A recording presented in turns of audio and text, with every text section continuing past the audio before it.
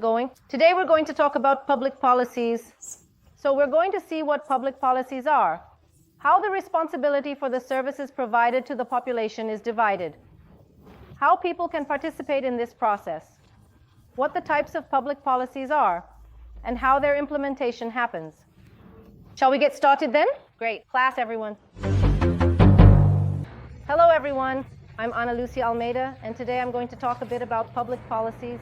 There are several definitions for public policies, but we can summarize it as a set of decisions, plans, goals, and government actions that can be at the national, state, or municipal levels and are also aimed at solving public interest problems.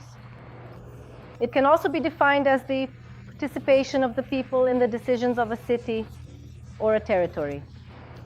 In the United States, public policy emerged as a field of knowledge and an academic discipline, mainly focused on studying government actions.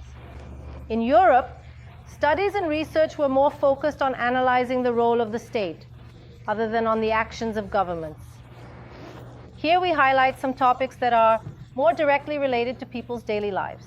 So they are health, education, housing, basic and environmental sanitation, public safety, urban mobility, social assistance and inclusion, economic development, employment and income, regionality and culture, sports and leisure.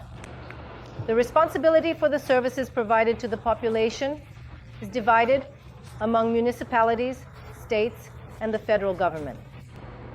Some public policies are the responsibility of just one level of government, while others are shared among the three. But most of the public services offered are the responsibility of the city halls. Public policies can be developed through partnerships with non-governmental organizations and also with the private sector, based on the interest of companies, industries, or businesses in developing projects that bring benefits to the population. So, for them to be executed, they depend on two types of actors. From the political actors, who are the members of the governments elected by the population, or public servants, and the social actors, meaning the representatives of civil society, unions, business owners, media outlets, research centers, neighborhood associations, and so on. We simulated a discussion here in this slide for the implementation of a public policy. So here we have people discussing how we can address the needs of the residents.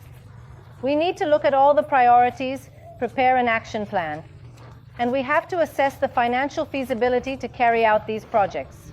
But the main thing is that even though public policies are implemented by the government, popular participation is essential for them to happen.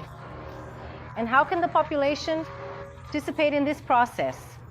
They can participate, for example, through institutional spaces provided by law, like health councils, social assistance, and child and adolescent protection councils, by following the sessions of the city council, especially during the votes on projects of interest to a specific group or social segment, or by participating in groups, movements, social organizations, unions, religious groups, and so on.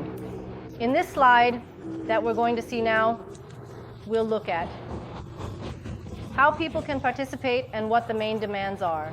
So, for example, on my street, there's no lighting, tree trimming, which people usually ask for a lot, potholes in the road, street maintenance, building daycare centers, and leisure spaces like parks and health clinics, and so on. Now we're going to see in the next slide what types of public policies we have. So we have distributive policies, which are equivalent to clientelist policies. So, for example, in negotiations where lawmakers fight for a larger allocation of funds for their constituents, this leads to a distribution of financial resources that doesn't always follow a coherent and balanced approach. Regulatory policies are those aimed at interest groups. So an example would be environmental laws, Then we have redistributive policies, which are equivalent to entrepreneurial policies that target even broader classes or categories of the population. Now we're going to see how the public policy cycle works, which starts with agenda setting, then moves on to formulation, followed by implementation, and finally, the evaluation of the proposals that will then generate the public policy.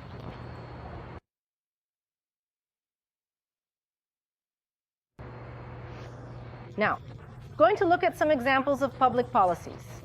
At the municipal level, we have free courses and activities for the elderly, sports programs, cultural programming in neighborhoods, free performances at municipal theaters, and prevention campaigns and medical exams, among others. In our booklet, you will find other examples of public policies, including, a relationship with those that are the responsibility of another level of government.